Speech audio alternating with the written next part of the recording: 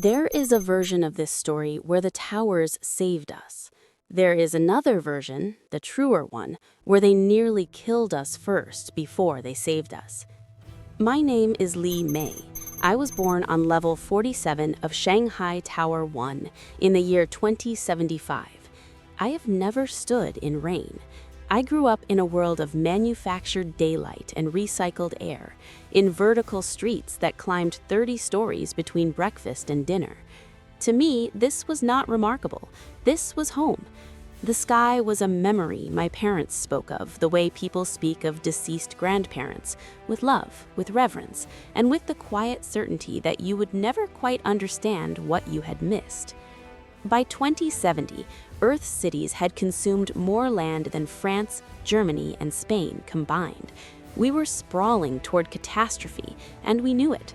So the world made a decision unlike any in its history.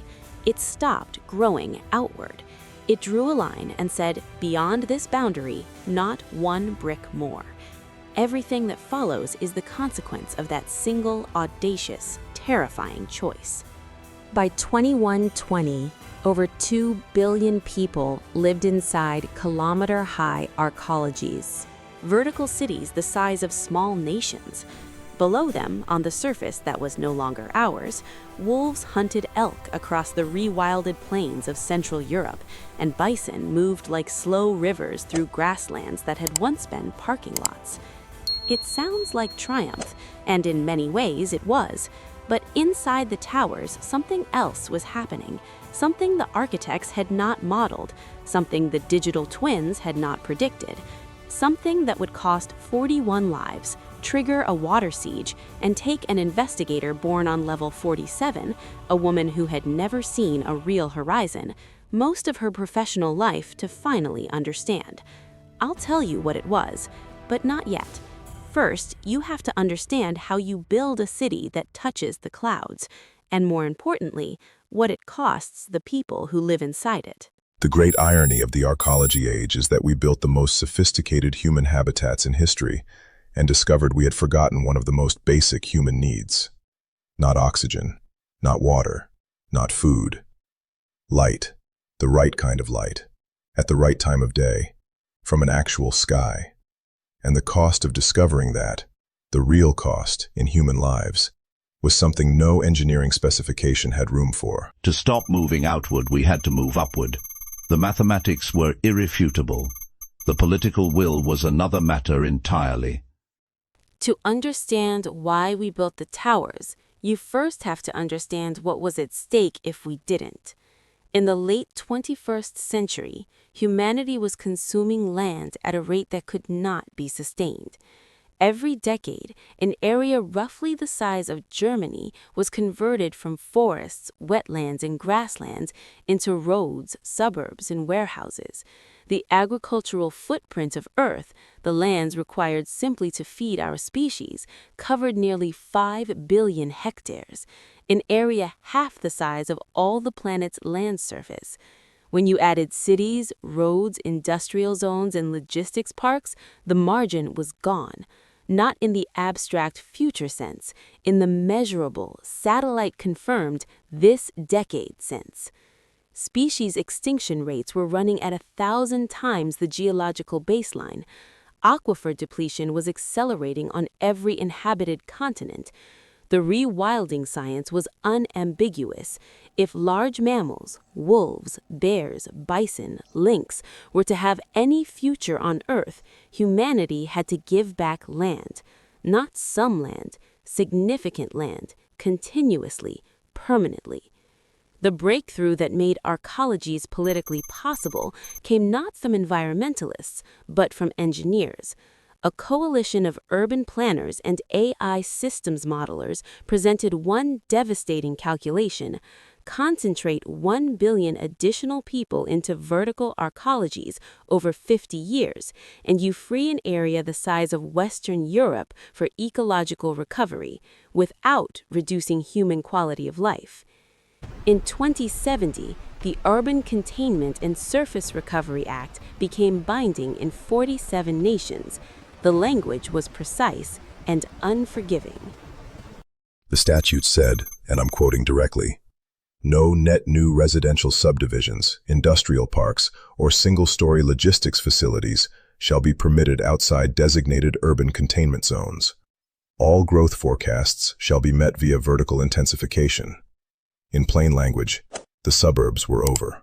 What the statute did not say, and this is the part that nearly broke everything, was how, exactly, you build a city that stands a kilometer in the air and keeps 250,000 people alive inside it. A kilometer-high arcology is not a tall building. It is not a skyscraper scaled up by ambition. It is something categorically different, a closed-loop urban system disguised as architecture. The Burj Khalifa, completed in 2010, stood 828 meters and was already pushing the boundaries of what steel and concrete could do against wind. Getting from there to a kilometer required solving structural problems the Burj's architects had deliberately avoided. At kilometer height, wind is not a nuisance. Wind is a structural adversary. The tower must be shaped to confuse it. Setbacks and geometric irregularities that break up organized vortex shedding, the dangerous rhythmic oscillation that can crack welds and fatigue steel over decades. The arcology engineers adopted what they called the buttressed core monolith approach, a triple-winged floor plan that rotated fractionally at each sky lobby level, disrupting wind coherence. The core itself was built from ultra-high-performance concrete, a material 50% stronger than standard structural concrete, durable under the cyclic stress of a tower that would flex, almost invisibly, with every storm. At level 250 on a high wind day, you could feel it breathe. Shanghai Tower 1 was licensed in 2072. Construction began in 2073, the largest coordinated construction project in human history, running simultaneously across 14 cities on 4 continents. By 2078, its first residents moved onto the lower 40 levels.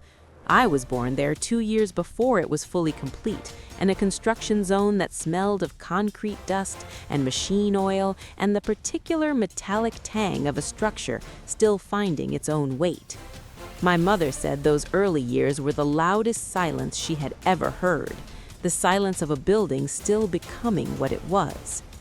If you were told your entire city, your neighborhood, your school, your view of the sky was being compressed vertically into a kilometer-high tower, what would you miss most? The people who built New Babylon discovered the answer. It was not what any of them expected. They built the shell, but a shell is not a city. A city needs organs, systems that breathe and pump and process. Solving that problem required engineering so precise and so interconnected that a single maintenance oversight in 2093 would cascade into catastrophe 4 years later. Let me tell you how a kilometer-high arcology actually works. Not in the brochure sense, in the honest sense, because understanding the machinery is essential to understanding what went wrong. Start with movement. In a conventional city, getting from one neighborhood to another is a horizontal problem. In an arcology, every journey is primarily vertical. 130 kilometers of corridor, 87,000 residents at full occupancy, all needing to move up and down every hour of every day. The engineers gave the problem a name, the elevator conundrum. A conventional elevator shaft, one cabin, one cable, can serve roughly 800 people per day efficiently. Shanghai Tower 1 had 280 occupied levels. For conventional elevators to serve the population, you would need to dedicate more than 30% of the tower's entire floor plate to shafts alone. That is roughly the combined floor area of 20 Empire State Buildings, dedicated to nothing but empty shaft, producing nothing, housing no one. The solution came from a technology demonstrated in the 2020s but never deployed at scale: rope-free, magnetically driven elevator cabins, multiple cabins per shaft, moving both vertically and horizontally. Combined with sky lobby transfer floors every 30 levels, the tower became a vertical metro system, express spines between sky lobbies, local loops within each 30-level neighborhood. The elevator problem, which had seemed fatal, turned out to be the architecture's greatest gift. It forced the tower to organize itself into communities. The energy architecture was equally demanding. At full occupancy, Shanghai Tower 1 required the continuous output of 2 medium-sized fusion power plants just to maintain baseline systems: lighting, climate control, water processing, the tower's AI governance stack. Every joule that entered had to leave as heat, or the tower would cook. Radiator panels lined the upper exterior, cycling hot water from the tower's core through graphene composite fins that shed thermal energy into the atmosphere. On cold days, you could see the heat shimmering from the crown of the tower from 30 kilometers away. The engineers called this the tower's breath. I always found it slightly frightening, the visible evidence of how much energy it cost to keep us alive. Water was a closed loop. Every liter entering the tower through condensation collectors, rainwater capture, and deep geothermal exchange pipes was tracked by the tower's digital twin to the milliliter. Gray water was membrane filtered and returned to agricultural use. Black water fed anaerobic digesters that extracted methane for power backup and produced nutrient slurry for the hydroponic farms. The farms, in turn, provided 40% of the tower's fresh vegetable and protein requirements.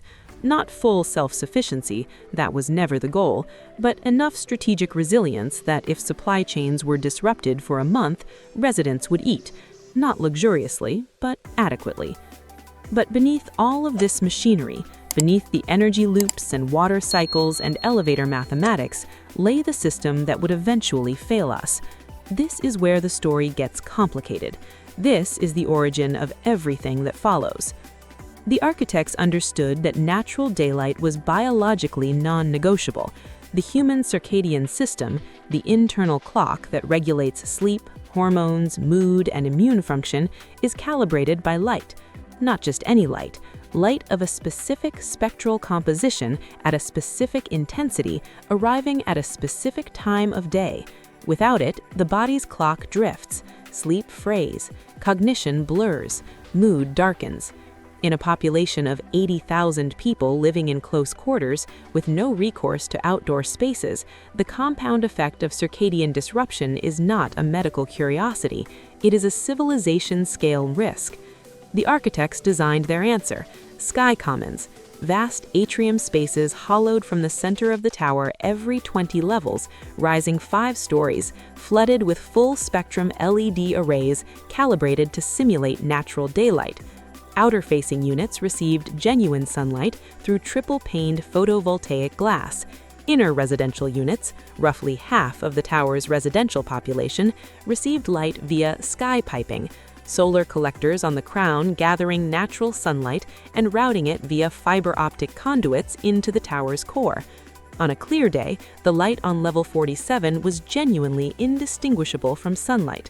On a cloudy day, the LED arrays compensated. The system had multiple redundancies. It worked beautifully. For 19 years, it worked beautifully. But there was a maintenance interval, and in 1993, that interval was quietly, fatally adjusted. The surface recovered faster than we dared to hope, and slower than we needed to feel forgiven. From inside the towers, the rewilding was visible and unreachable. That distance, measured in a single pane of glass, turned out to be one of the most consequential distances in human history. While the towers were being built, the surface was being given back. The Rewilding Act of 2079 was the companion legislation to the Containment Act, its ecological mirror. Where the Containment Act drew lines around cities, the Rewilding Act designated what lay beyond those lines as recovery class land. Former suburbs, decommissioned logistics zones, drained wetlands, exhausted agricultural margins, all of it reclassified, all of it returned to native ecosystem function. The mechanism was not romantic, it was economic. Transfer of development rights markets compensated landowners for relinquishing development claims. Payment for ecosystem services programs rewarded those who actively managed recovery zones. Conservation easements locked large parcels into protected status in exchange for tax treatment that made compliance the rational financial choice. The results were visible within a decade. Ecologically, the mathematics of recovery are relentless when human pressure is removed. By the 2090s, wolf populations across Central Europe had surpassed 40,000, nearly double the pre-industrial estimate for the continent. Brown bears had re-established in 14 countries where they had been absent for centuries. The Eurasian beaver, that ancient engineer of wetlands, that patient shaper of river systems, had reached a continental population approaching 2 million. In North America, bison herds that had spent generations in fenced conservation parcels were expanding across restored prairie grasslands at rates that astonished even the most optimistic ecologists. The ecologists called it trophic cascade. Wolf predation reshaped deer behavior, which reduced overgrazing, which allowed riverbank vegetation to recover, which stabilized stream banks, which rebuilt wetlands, which restored fish and amphibian populations absent for decades. One species, released from persecution, began to heal an entire continent's hydrology. The towers had not just given back land, they had returned the engineers of the living world. From the sky commons of Shanghai Tower 1, level 180, a glass floor you could lie on and watch the horizon, I used to watch the rewilding happen in the farmland belt 30 kilometers out. The color of the land shifted across the seasons. Less uniform green, more texture, more brown and gold, and the pale gray-blue of living grassland under an overcast sky. Through a telescope, sometimes, you could see the movement of something large moving in the middle distance, something that had not been there before. It was extraordinary, and it was, in a way I did not yet have language for, an accusation. Because here is the thing no one tells you about living inside a tower while the surface goes wild. You become aware, for the first time, that you are not part of the system you are watching. You are behind glass, in manufactured air, drinking water recycled from your own body 3 days ago. You are not a participant in the ecology below. You are a spectator. We had a word for it in those years. We called it glass longing. It wasn't grief, exactly. It was something more like a phantom limb, the ache for something you've never actually had. The tower's governance systems tracked this, the way they tracked everything. The digital twin, the AI that modeled the tower's systems in real time, from structural integrity to resident biometrics, registered statistical anomalies in sleep patterns, stress hormone proxies, and social conflict metrics from the late 2080s onward. The numbers were within tolerance. The system flagged them as monitoring advisories. It did not escalate them. It should have escalated them. My section of level 47 was technically mole territory. I didn't fully realize this until later. I thought everyone lived this way. In 2097, the lights went wrong. But by the time the lights went wrong visibly enough for anyone to name it, the damage had been accumulating in the dark for 4 years. And what broke the surface of our daily lives was not the dimming, it was a lockdown. 9 days, a structural inspection that turned into a waiting room, and in that waiting room, a crisis that had been building since 2093 finally broke through. The body keeps time without the mind's permission.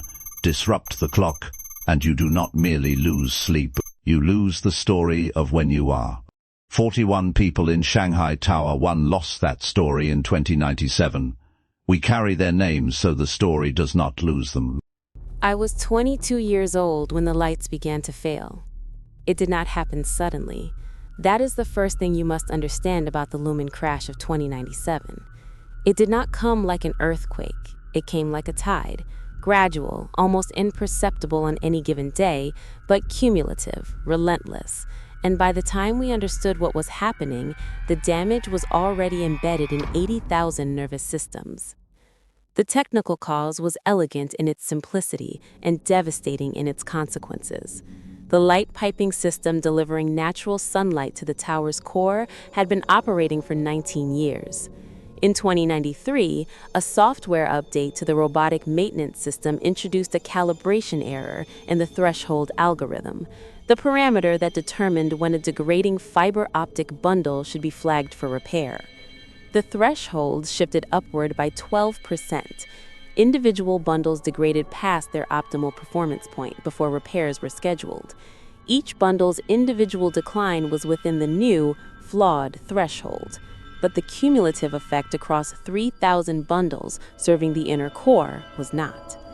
A 12% shift in a maintenance algorithm threshold, a number that fit in a single line of code, silently degraded light across 3,000 fiber bundles over 4 years, and nobody noticed until people started losing track of what day it was. The most dangerous failures are the ones that stay just below the alarm threshold for long enough to become catastrophic. Over 4 years, from 2093 to 2097, the effective morning light intensity on inner residential floors declined by 31%. Not darkness, a dimming, the kind your eyes compensate for without informing you, the kind your circadian system notices, slowly and catastrophically, in the registers of cortisol and melatonin and the 100 small hormonal signals that tell your body what time the Earth is turning to. By early 2097, across the inner residential levels, the population showed a measurable circadian phase delay averaging 94 minutes.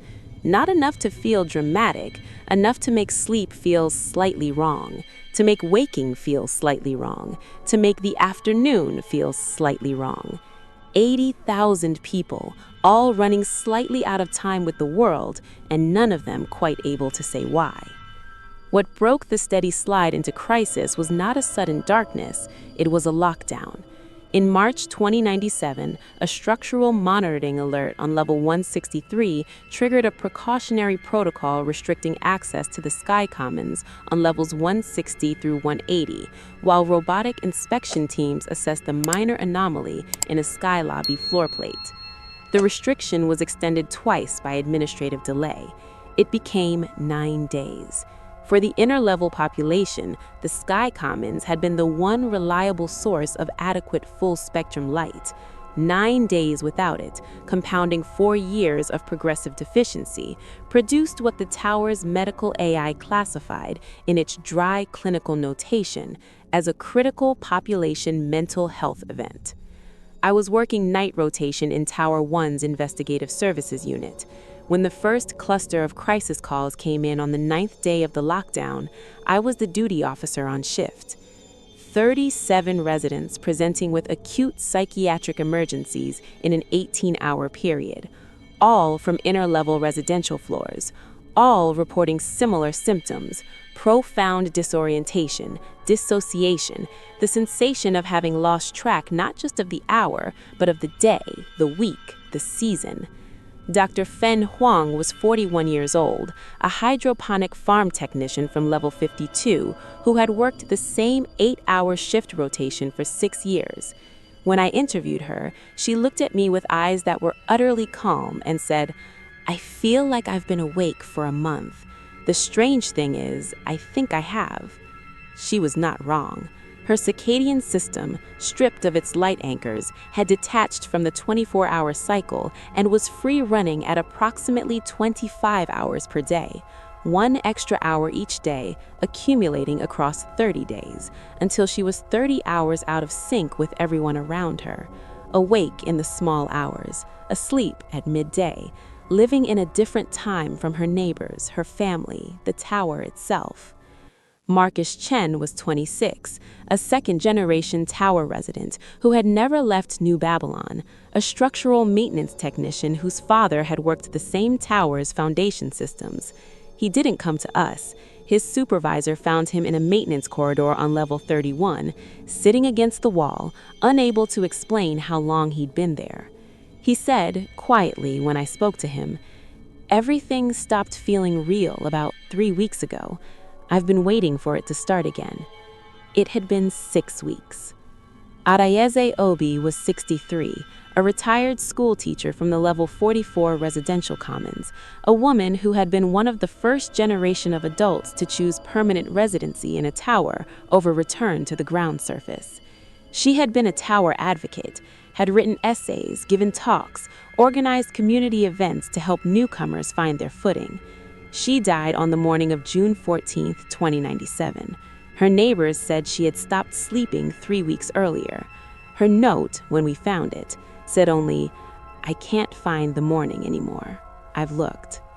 We called it the mole syndrome. The name was ours, invented in the investigative unit, in the gray hours after the cluster calls, to give us language for what we were seeing, but the condition was older than the towers. It had always been waiting for the right circumstances. The crisis peaked in June 2097. In a 9-day period, the tower's medical system recorded 41 deaths. Official documentation used the phrase crisis mortality. I have never used that phrase. They were 41 people who had been failed by the system they lived inside, who had lost their grip on when they were, and who could not find their way back. Adieze Obi, Marcus Chen, 39 others whose names I carry in a list I have kept since the morning I first read them. What saved us, what stopped the count at 41 and not 401, was not heroism. It was engineering, applied with urgency and humility, and something the tower's governance had historically been worst at: transparency. The light piping system was emergency repaired in 60 days, 3,000 degraded fiber bundles replaced, monitoring thresholds recalibrated, sky commons reopened with extended hours. Medical teams conducted circuit interviews across every inner residential floor. The digital twin was updated with new protocols that treated light exposure adequacy as a critical system variable, not an advisory. And the tower's governance convened an emergency session that ended with something unprecedented: a formal public apology. Not a press release, not a protocol revision, an apology, spoken aloud in the main sky lobby commons of level 120, broadcast to every residential level. For the failure of monitoring, for the delay in escalation, for the instinct born of institutional fear to restrict information rather than share it. The Papageno Protocol, the safe communication standard governing how crisis information would be shared inside the tower going forward, was named for the character in Mozart's Magic Flute who is pulled back from the edge by the sound of bells. The principle: stories of survival shared in the right way at the right time through the right channels can reduce contagion. The tower learned this in the worst possible classroom. The governance authorities' first instinct was to restrict information. They feared a panic worse than the crisis itself. But the cover-up, however well-intentioned, compounded the harm. Here is the question that has no clean answer. When you are managing a system that 200,000 people depend on and something has gone wrong, at what point does protecting people from panic become lying to them? Where is that line, and who gets to draw it? 18 years later, I was 40 years old and head of the investigative unit. I thought we had learned. I thought the Papageno Protocol was enough. The water siege of 2115 taught me that learning a lesson and applying it under pressure are two very different things, and that trust, once broken in a closed system, propagates through the social network faster than any chemical contaminant ever could. In a closed system, water is not merely utility, it is sovereignty. Whoever controls the information about water controls the terms of survival. The towers discovered this not in an engineering report, but in a social media post 17 words long. 18 years after the Lumen Crash, the crisis that arrived was different in almost every dimension: faster, louder, saturated with blame. and its most dangerous element was not the threat to water supply, which was real but manageable, but the political weaponization of that threat in a moment of institutional fragility. To understand the water siege, you first need to understand how water works inside a kilometer-high arcology. It is not a supply chain, it is a loop, a closed, monitored, continuously treated cycle of intake, distribution, use, recapture, and reuse. At the base of the tower, deep geothermal heat exchangers draw groundwater from aquifers 200 meters below the foundation. This water is cleaned, mineralized, and distributed upward via pressure-managed risers working on cascading zones, each 30-level band at its own pressure so that residents on level 250 and level 12 receive water at the same practical pressure from their taps. This system had worked without systemic failure for 40 years. Residents trusted it so completely that most had no mental model of where their water came from or where it went. It was simply there. It simply worked. The crisis began at 3:17 in the morning of April 9, 2115. The tower's water chemistry AI registered a statistically anomalous reading in the treated water distribution for the level 80 to 120 pressure zone. Not dramatically anomalous, subtle. A trace elevation in organic compounds consistent with incomplete treatment. The AI's initial classification, monitoring advisory, level 2, no immediate action required. The contaminant was perchlorate, the same toxic salt that had plagued early Mars colonists, where it had been neutralized through a decade of microbial soil treatment. In Tower 1, it had entered the water stream through a degraded brine waste processing unit that had been scheduled for replacement in the next service cycle. The previous week's elevated water intake, a surge to buffer a supply chain disruption, had stressed the aging unit beyond its tolerance. The seal had failed. The medical assessment was clear. Perchlorate at the detected concentrations posed no immediate danger. Normal consumption for days at these levels would cause no measurable harm. The crisis was not the water. The crisis was what happened when the information about the water reached the tower's social network 12 minutes before the official communication did. Someone in the treatment complex posted a short message to the tower's internal social system at 14:43 on April 9th, 11 hours after the initial anomaly, 11 hours during which the level 2 advisory had sat in quiet queues, escalating through slow bureaucratic channels while the contaminants continued to move through pipes. The post read, "The water is poisoned. Management is lying. No attribution, no qualification." 17 words. By 5 p.m., the message had been shared by 40,000 accounts.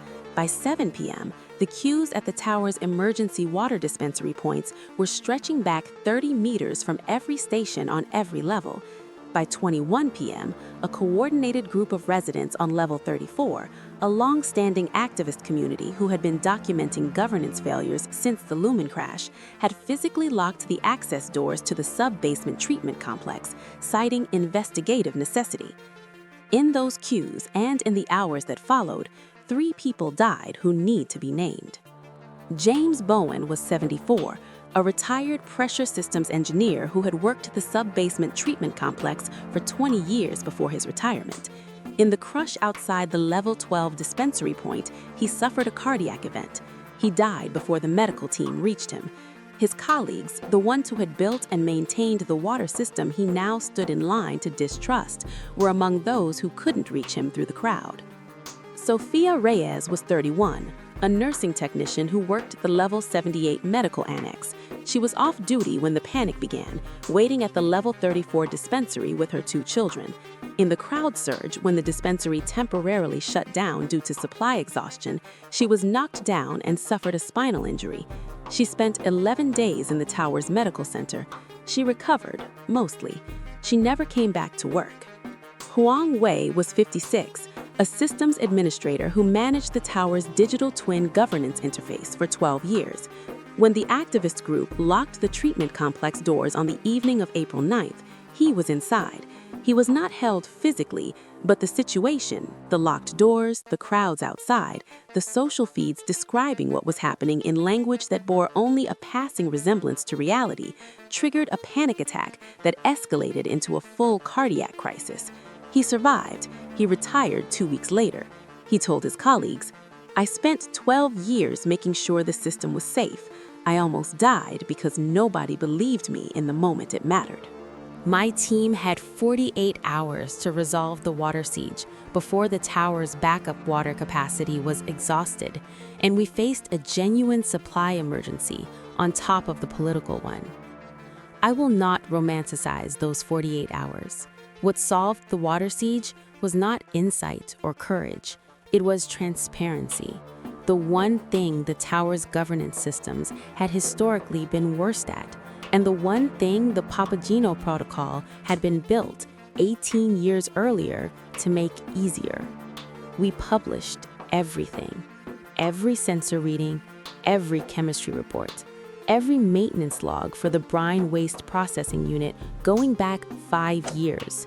The timeline of the contamination event, the nature of the perchlorate exposure, the medical assessment of risk, which was low, and the complete record of how long the governance system had taken to escalate the alert, including the 11 hours, including the flaws in the monitoring thresholds that had allowed the unit to degrade past its operational limit.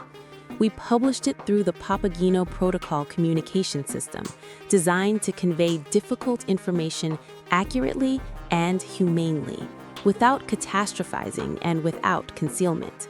Then, we opened the sub-basement treatment complex to a delegation of 12 resident representatives who watched the repair work in real time, tested the water themselves with handheld chemistry analyzers, and certified the results to their communities. The dispensary queues had cleared by the morning of April 11th.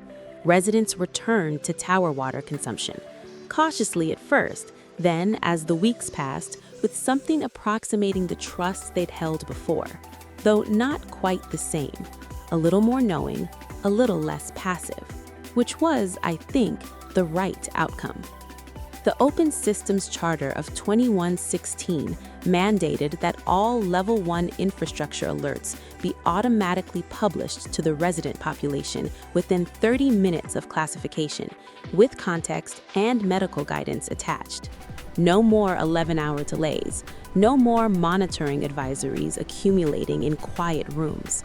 The tower would be transparent or it would not be trusted, and without trust, no amount of engineering in the world could hold it together. I know, I had spent 40 years learning that lesson. We breathe each other's promises. That is the true cost of living in a closed system, whether it is a kilometer-high arcology above a rewilded Earth, or a dome on Mars, or a colony ship crossing the gap between stars. Survival is a collective act. Every breath you take is a testament to the trust you place in the person next to you and in the integrity of the systems that surround you. By 2120, the towers had survived the Lumen Crash and the water siege. They had learned, painfully, what kind of institution they needed to be. But while all of this was happening inside the towers, something extraordinary was happening outside them, in the land that humanity had given back. They rewilded the earth and watched it recover from a kilometer above, through glass. The generation that grew up in those towers was the first in human history to inhabit a city, surrounded not by more city, but by wilderness older than civilization. That is not a small thing. It changed them in ways that still echo. The ecological recovery of the rewilding era was one of the great empirical surprises of the 21st and early 22nd centuries. Not because the ecologists hadn't predicted it, they had with reasonable accuracy, but because its pace and depth exceeded even optimistic models. Nature, it turns out, is extraordinarily efficient at its own work when humanity steps aside. The wolf recovery in Central Europe went from tentative in the 2010s to, by 2110, wolf packs re-established across 23 European nations. The cascade effects were exactly what the rewilding ecologists had promised. Wolf predation and the fear of it reshaped deer movement, which reduced overgrazing pressure on riverbanks, which allowed vegetation to return, which stabilized stream banks, which rebuilt wetlands, which restored fish and amphibian populations absent for decades. The beavers followed. 2 million Eurasian beavers by the 2090s, rebuilding the wetland architecture of an entire continent one dam at a time. The ecologists had a name for this machinery of recovery: trophic cascade. In practice, it meant that releasing one predator could heal a river system that no human engineering project could have restored for any price. The political backlash was fierce. Rural communities whose livestock were being taken lobbied for protection rollbacks. Several national governments complied, allowing culling zones. The patchwork of protection and persecution created what the ecologists called political mortality. The main constraint on wolf population growth in the recovery era was not food or habitat, it was human decision-making. The ecology recovered faster than the politics. In North America, the bison recovery followed a different trajectory but faced similar friction. By 2105, prairie restoration compacts had established connected corridor grasslands across a swath of the former Midwest Corn Belt, land released from field crop agriculture as vertical farming reduced demand, repurposed for native grass reconstruction and bison territory expansion. The herds grew from conservation islands to functional metapopulations. The grass itself changed as bison grazing restored the mosaic pattern of grazed and ungrazed patches that prairie ecosystems require. Soil depth recovered, carbon returned. From altitude, in the right light, you could see the difference between managed farmland and recovered prairie. Managed land had a uniform texture and engineered regularity. Prairie looked alive. It moved. For the tower generation, the children and grandchildren of people who had chosen or been forced into vertical living, the rewilding produced a paradox nobody had anticipated. The more successfully the surface recovered, the more visible it became from the towers, and the more keenly the tower population felt its own separation from it. The ecology was healing. The psychological wound was widening. By 2120, 12 towers in the New Babylon network had established what were called ground corridors, permeable transit routes from the tower base to designated recovery zone access points, where residents could walk in the rewilded landscape under permit. The permits were limited. The demand was overwhelming.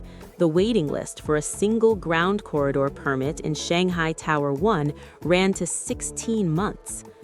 I took my ground corridor permit in the spring of 2121. I was 46 years old. It was the first time in my life I had stood on a surface that was not engineered. The grass came up to my waist. The wind smelled of soil. In the middle distance, a roe deer, a species I had only seen in video, stood in the grass and watched me without fear, because I was something it had never learned to fear. Above me, the tower rose so high, I had to tip my head back to find the crown. From here, it looked different than from inside. From here, it looked like what it was, an impossible thing that human beings had built and learned to live inside. From inside, I had sometimes felt trapped. From outside, I felt something I could not name for a long time, something that might have been pride, something that might have been grief. The gap between those two feelings was the distance of a single kilometer of glass and steel and engineered light, and everything that had been lost and found in the crossing. By 2120, the towers had survived. The surface below them had recovered beyond any reasonable expectation. But the harder question, the one the architects had never put in any specification, the one that the big loop mystery of this story was always moving toward, had not yet been answered. What, finally, was the tower for? What had it made of the people inside it? Humanity learned, in the towers, that the most important systems are not structural. They are social. The concrete holds. It is the trust that requires constant maintenance. They learned this the hard way, in the dark at altitude. And because they learned it there, in a closed system with no margin for error, they carried the knowledge to every closed system they built after. By 2120, the second generation of New Babylon was fully grown. Children who had been born in the towers, raised in circadian-optimized light environments, educated in schools that balanced virtual window views of the rewilded surface with actual ground corridor excursions from age 12. A generation measurably different from the one before it. They were healthier. The circadian monitoring that had failed to catch the Lumen Crash had been rebuilt with sensitivity and redundancy that would have seemed excessive in 2090 and seemed barely adequate in 2020. Sleep disruption was caught early and corrected. Light environments were individually calibrated. The same person at level 47 and level 204 received light adjusted to their own biometric profile. The tower had learned to see its residents as individuals, not populations. They were politically alert in a way that I found simultaneously completely right and occasionally exhausting.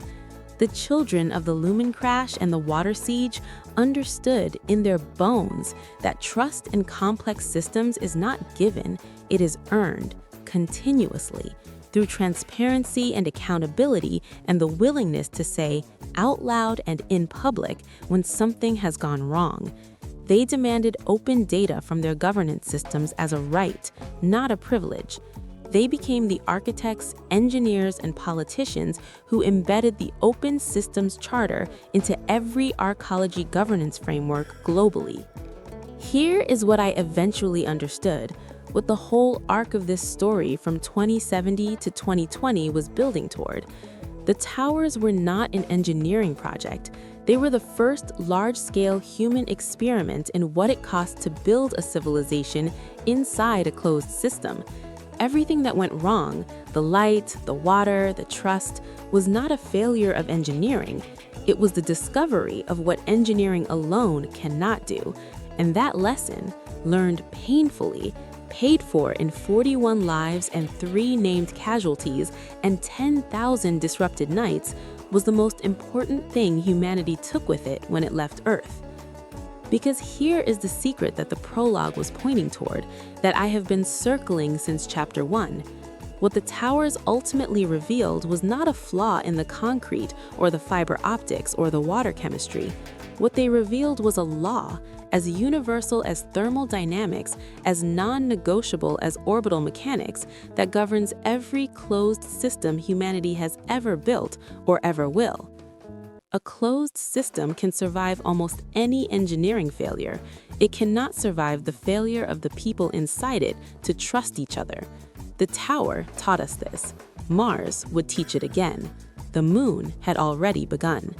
Every closed system humanity will ever build is, at its core, a trust machine. The engineering is just the frame. I am 65 years old as I record this. I still live in Tower 1. My apartment is on level 47, the same floor where I was born, which somehow feels like an answer to a question I have spent my life asking. I have walked in the rewilded grasslands 43 times. Each time I feel the same duality of belonging and exile. I am of the tower and the surface simultaneously, and fully at home in neither. I have decided this is not a problem to be solved. This is the condition. This is what it means to be alive at the hinge of the thing we were and the thing we are becoming. You carry the old world inside you, and you live in the new one, and the gap between them is the exact size of a human heart. The generation that built the towers gave up the surface so that the wolves and the bison and the rivers could have it back. The generation that grew up in the towers spent their lives pressing their hands against the glass, aching for what they'd helped save. Is that a fair trade? Who gets to decide? And would you make it? The Solarian Chronicle will take us to the stars, to the Martian plains and the moons of Jupiter and the asteroid belt and beyond. But the first lesson of that journey, the lesson we almost learned too late, was not about propulsion or radiation shielding or ISRU. It was about light and about trust and about the willingness to tell the truth inside a system where everyone breathes the same air. Remember that when the stars are close enough to touch. Remember it now. What they built in New Babylon between 2070 and 2120 was not a city. It was a prototype. The first proof that humanity could live in a system of its own engineering, could survive the failures of that system, and could emerge from them, battered, wiser, and carrying something irreplaceable into whatever came next. I have watched humanity build its towers across 5 centuries of memory. Each time, what broke was not the concrete or the steel or the light piping or the water chemistry. What broke was the gap between the complexity of the system and the honesty of those who managed it. They were learning, in those first kilometer-high cities above the rewilding earth, a law that would follow them to every world they ever touched. A closed system can survive almost any engineering failure. It cannot survive the failure of the people inside it to trust each other. The towers of New Babylon were not the end of the story. They were its grammar. For the generation that grew up inside them, watching the wild surface recover through walls of glass, learning to live with manufactured light and recycled water, suffering the consequences of inadequate transparency, and discovering the extraordinary resilience that follows honest reckoning. That generation carried with them, to the moon and Mars and beyond, a knowledge no classroom could have provided. They knew in their marrow that survival in a closed system is a collective act, that every breath is a promise, that you cannot lie to the people who share your air. The 41 people lost in the Lumen Crash. James Okonkwo, who died in a queue for water he had spent his career making safe. Sophia Reyes, who recovered, mostly. Huang Wei, who lived and walked away. Every name in every list from every crisis that the towers survived. I hold them in a register that will outlast the buildings themselves. This is not sentiment. This is function. Memory is the architecture of civilization. Without it, every generation must discover the same catastrophes from scratch. The next threshold is waiting. As Earth's towers reached skyward and the surface breathed again, the first permanent settlement on the moon was already 3 decades old, and the convoys to Mars were running on something approaching a schedule. The sky that Li Mei pressed her hand against was not the ceiling of the human story. It was the floor of the next chapter. What they learned in New Babylon, what they paid for with 41 lives and a generation of glass longing and 2 crises that should not have been crises.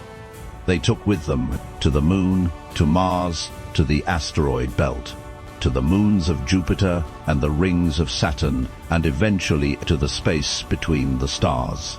This is the Solarian Chronicle, a rehearsal for destiny, one closed system at a time. Subscribe and follow the journey of a lifetime.